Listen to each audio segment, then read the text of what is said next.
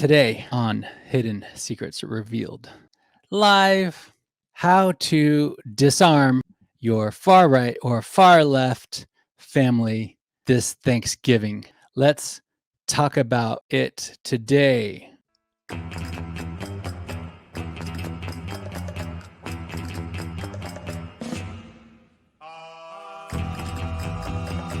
You're watching Hidden Secrets Revealed live. It's about to get awkward. Tomorrow is Thanksgiving, and my family is far right Republican, but that's not what I'm bracing myself for. One family member is the epitome of Karen, the meme. She needs to complain to the manager of her very existence. If you have a similar situation, here's how to disarm them before someone loses it at the dinner table. I have to give credit to the author of this book, Never Split the Difference by Chris Voss. This is one of my favorite books. I can't recommend it enough. This is from a former FBI hostage negotiator. As an FBI hostage negotiator, Voss disarmed dangerous terrorists and has saved many lives. His methods of tactical empathy transmute into mental judo against opponents, from life-threatening hostage negotiations to salary negotiations and high-stakes deal-making. Tactical empathy is paying attention to what the other person is feeling, making an effort to understand them, the ability to recognize the perspective of a counterpart, the vocalization of that recognition. In other words, making a commitment to understanding the other person's world. Empathy is not sympathy. Now, this is an important point. Tactical empathy means making a commitment to understand the other person, but it doesn't mean sympathizing with them, right? So you don't have to agree with the other person. That is, you don't have to have the same viewpoint, but there is a tactic I learned that comes from improv. There's a exercise that comes from improv that is called yes and.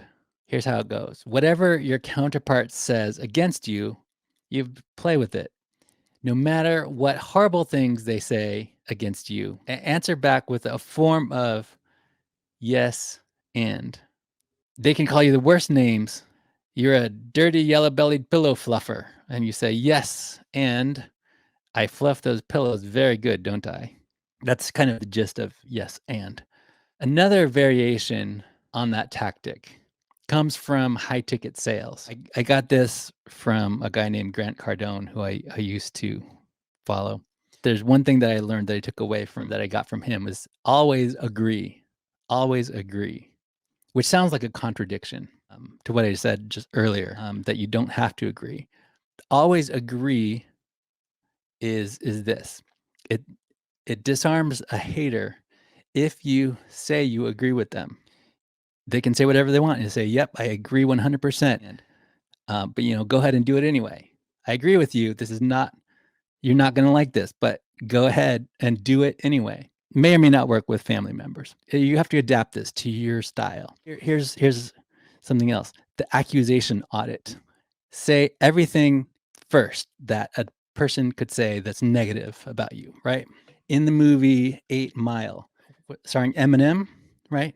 There's a scene where his character, Eminem's character, is in a rap battle. In this scene, he does an accusation audit. Okay, that is, he takes the accusations out of his opponent's mouth. So before they could accuse him of being white trash, he says it himself, right? It's perfect. You have to be honest with yourself. Everything bad that they could say about you, you say it first. Then I know you think I'm an asshole, but this is why we should sort this out between us, okay? We're family. We need to sort this out. The first thing that's going to happen is your amygdala, your fight or flight mechanism. The other person's fight or flight mechanism is going to go off. And we do that out of fear, right? That's just our natural lizard brain that's doing its thing to protect us. It's doing its thing to protect us. But you have to be aware of this. The number one thing to remember is never compromise. Never compromise. I don't care how tempting it is. In this book, Never Split the Difference, Chris Voss uses the example of a guy who wants to wear black shoes and his wife wants him to wear brown shoes. So they compromise. So he wears one black shoe on one foot and one brown shoe on his other foot. That's what compromise is. It's ridiculous. Okay, we compromise to be safe out of fear, out of pain, but it doesn't solve the problem. Instead, both sides don't get what they want. And we end up looking ridiculous. Okay, the other trick, okay, this is how you disarm people. And this one is magic. What I'm about to tell you is a magic trick. It's amazing. These are all Jedi mind tricks, but in the best way possible. I used to have this roommate that I lived with, love her to death.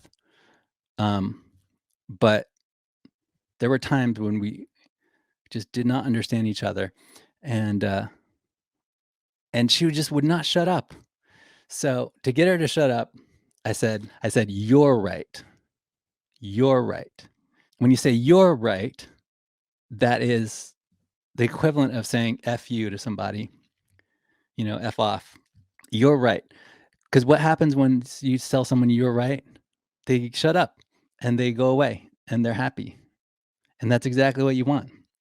You might want to use this at Thanksgiving around the dinner table. If just it's not worth, hashing it out with someone, say you're right and just move on. But it's better if you can get a "that's right." Get the other person to say "that's right." Some form of "that's right." Again, this is a great book.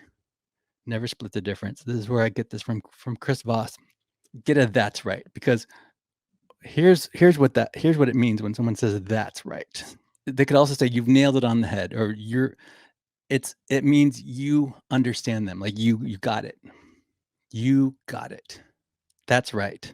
If someone says "that's right," you got it. You understand them, and they recognize that you understand them, and that's what we want at the end of the day, right? It's very uncomfortable to do this, but you have to start with no. That's a starting point, because no, think about it, that's how you protect yourself. Anytime you say no, it's a way to protect yourself, right? And then you can move on.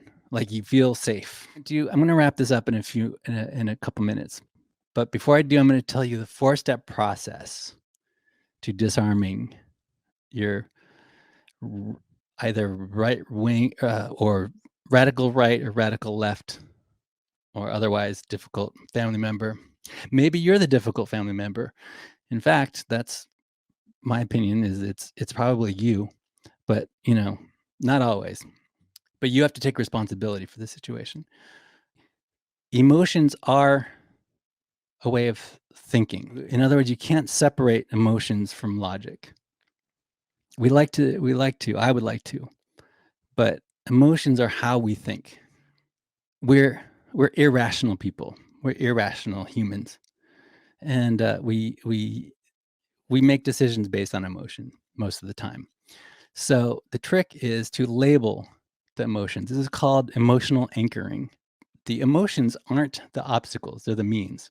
Your emotions are actually as irrational as they can be. They're how people make decisions, okay? And you have to acknowledge that. What you want to shoot for is discovering what in that person's experience got them to think the way they do. And you're shooting for discovery here. You want to discover something called the black swan. And this comes from Nassim Nicholas Taleb. The black swan is the hidden thing that is really causing the problem. It's like the 9/11 of the situation, the unexpected thing that you have to dig for, that's not obvious, that you can't predict. Okay, you want to discover what that is.